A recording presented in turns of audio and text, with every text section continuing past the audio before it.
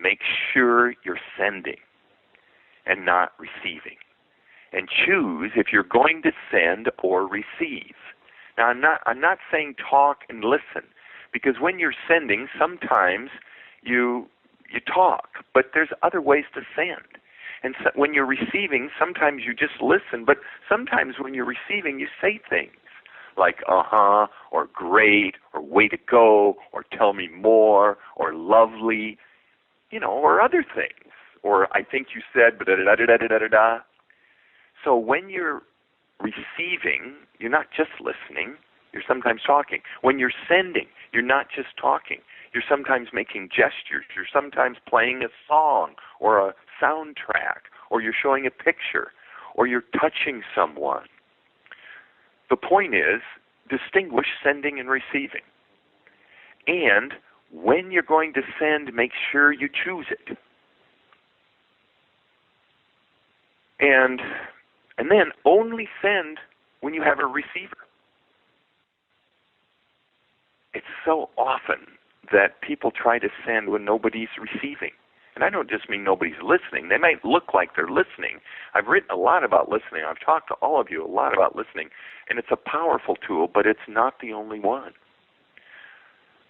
But if you don't have somebody who's a dedicated receiver, I recommend that you not send. Because if you are sending and there's no one there to receive, you cannot send on purpose. So what do? Well, you ask for one. If you don't have a receiver, that's the first thing to do is ask, and until you get a dedicated receiver.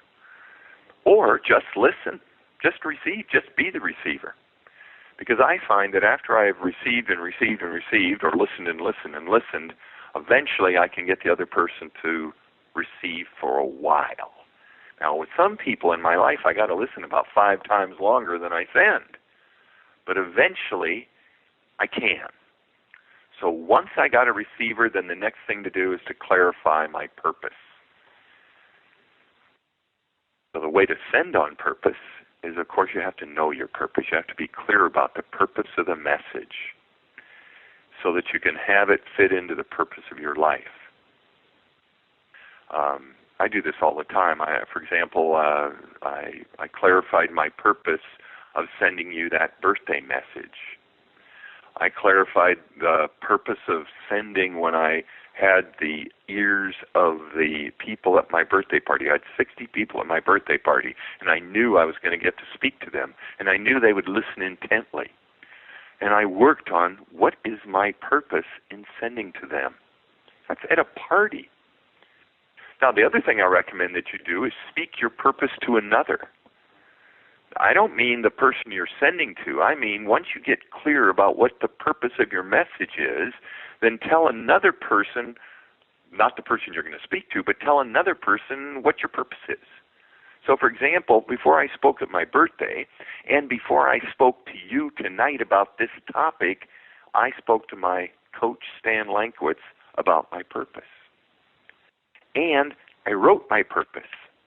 So not only speak your purpose to another, but actually write it down. Because when you write it, it's more clear. So now you know your purpose, you've spoken your purpose, you've written your purpose. Next recommendation I have before you send is to consider how the receiver will listen. Because everybody listens different. So you want to kind of pay attention to the way in which the person you're sending is going to listen. Like, what are their preconceptions? What are their points of view? What are their values? What's their history? What are their trigger points? How strong is your relationship with them? So in other words, you're really now, once you know your purpose for sending, you're thinking about how the other person will receive what you send. Then I'm recommending before you send on purpose, you actually outline your message in writing. Not write it. You can write the whole thing, but I think it gets a little cumbersome, so I think it's a little easier if you actually outline it. So you write down your key points and your sub-points. You could maybe even draw a mind map of it. If you don't use mind maps, you could read about those in Falling Awake or Human Being, or got a real big section in Becoming a Master Student on mind mapping. But mind map is like an outline. So you outline in writing your message. Then, when you're considering sending, considering lots of different modalities. I talked about this briefly just 3 minutes ago, because sending is not just talking. It's like your facial expressions. They send a lot. They really do. You know, most of you have been in my workshops when I joke about how you may think you're happy, but somebody ought to tell your face. But really, facial expressions send a lot, or body movements. Subtle body movements send a lot of information. Touch, you might want to include that in your sending. Or emotion, really allow out your emotion. Emotion moves. Emotion creates motion. Some of the most powerful people that I know who send on purpose send with extraordinary emotion. I showed you just a few minutes ago, a picture of Lynn Twist, who she's one of my clients. And when I was at this meeting with her, I was facilitating the meeting. Even in that meeting when she spoke, she cried twice. This woman knows how to send with emotion, and she's one of the most powerful speakers I've ever heard. Also, media. You can send with media, just like today I'm sending with this webinar.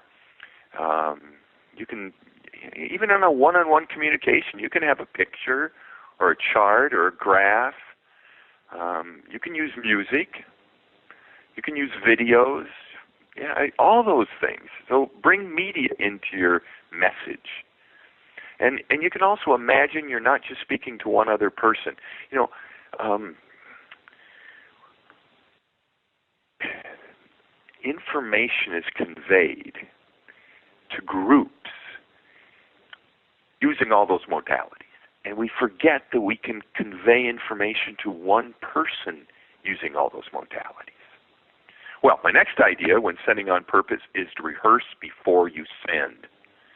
Really, literally rehearse, and rehearse out loud. All great communicators rehearse. Rehearse with your purpose in mind. Rehearse maybe in front of another person even. I rehearse communications, I'll bet, 4 hours a week. So, for example, this communication I'm giving you right now, I rehearsed it with Stan.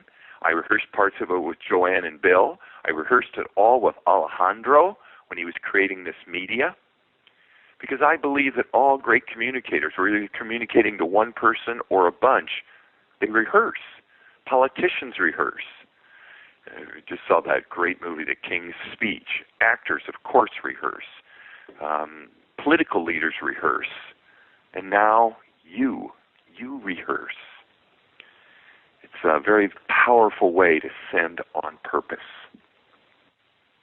Then when you actually start to send, you've got your purpose in mind, you've rehearsed, you've got your outline written, you've got different modalities. Postpone receiving. Do not, when you're sending, don't receive. And if you're tempted, like the other person starts to talk, just put your hand up and say, just a second, I'm not quite done. Just keep going. And with an intention to really penetrate the other person with your message. Because you're sending now. You know, don't be shy about it. Don't withhold your power. Really send until you're complete. You're the lead. Take the lead. Sending is a leadership role. For those of you who want to be more powerful leaders, send and really serve the receiver. That's what powerful sending on purpose does. It's serving the receiver.